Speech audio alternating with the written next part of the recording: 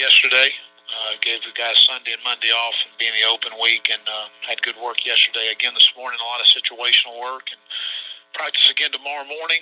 And then we'll be out recruiting as a staff. The players will lift and run, and then everybody will be off on Saturday, and then crank it back up on Sunday to get ready for Clemson. I'll open up for any questions. Questions for Coach, please press *1 this time, and we'll begin with Chris Benini of The Athletic.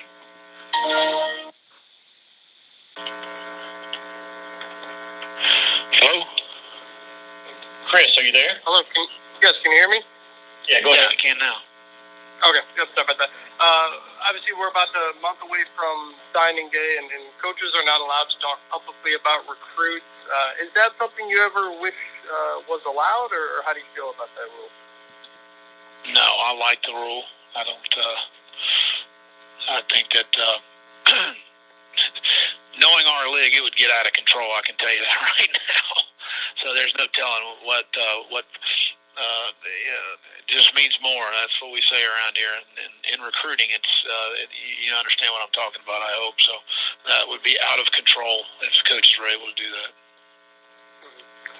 And unrelated, over the last 5+ years, there's been a lot more offensive coaches hired to head coaching jobs than defensive coaches. You are on the defensive side. Do you feel that defensive coaches need to maybe show more or prove more when going through the search process to get a head coaching job compared to offensive coaches? I think that's all up to the athletic director and the hiring process and who they feel like they're trying to identify. Each school has a set of things I think they're looking for in a head coach, and certainly a side of the ball may dictate that, but that's up to each individual school.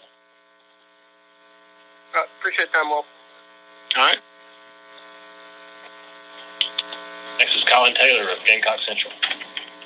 Hey, well, I'm just curious. I guess when you evaluated the offensive performances Saturday, are these problems that you saw that can be fixed in 10 days of practice, or are they kind of deeper issues that maybe will take a self-evaluation and some schematic changes after the offseason?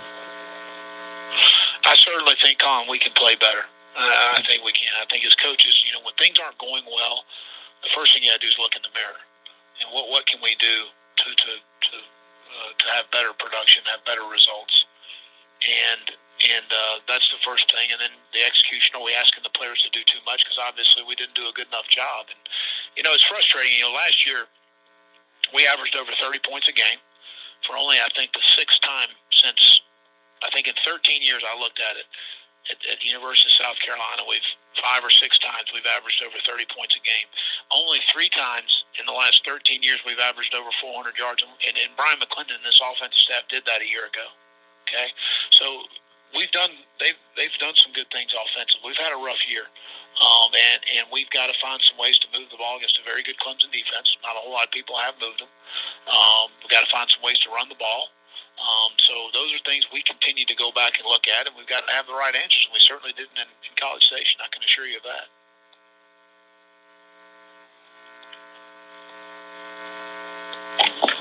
If there are any additional questions, please press *1.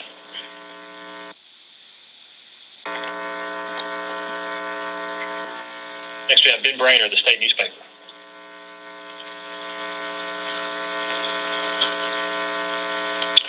Benny, I don't hear you, man. Ben Bryan, are you there? The SEC not pay the bills this month, or what? Hey, sorry about that. Spencer Easton riddled his knee. What's kind of the situation there? Yeah, I'm sorry. I should have updated y'all injury-wise.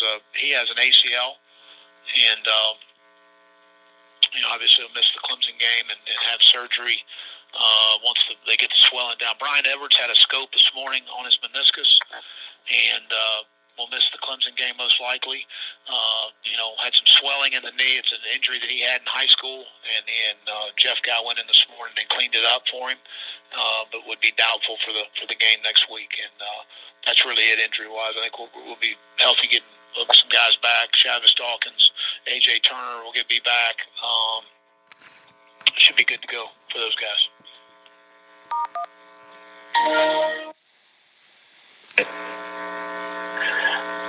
Will, with Bryan most likely missing that game, 1 touchdown short of the record, how tough blow was that for him and for you guys? Oh, certainly. I mean, you lose a player of this caliber. I mean, again, I'm saying doubtful. Josh, there's just a scope. There's a possibility, but if he's unable to go, it's a huge blow. I mean, he's a guy that you, as a defensive coordinator, Brent would have to account for him. He'd have to make sure he's covered down and have somebody on top of him at times, and that just, those are things to me. If he's unable to go, that you got to make sure you account for defensively. And that certainly hurts you from an explosive play standpoint. I hurt for Bryan because, he's certainly deserving of walking out of here with all the records and something I envisioned him doing, this year. And he's had an unbelievable year for us. We have one last follow-up from Colin Taylor. Hey, well, I guess, has Nick had his ACL surgery yet, or kind of what's the latest with him? No, they're rehabbing to make sure that the swelling gets down, and they'll have the surgery once they feel good about that. Coach, thank you.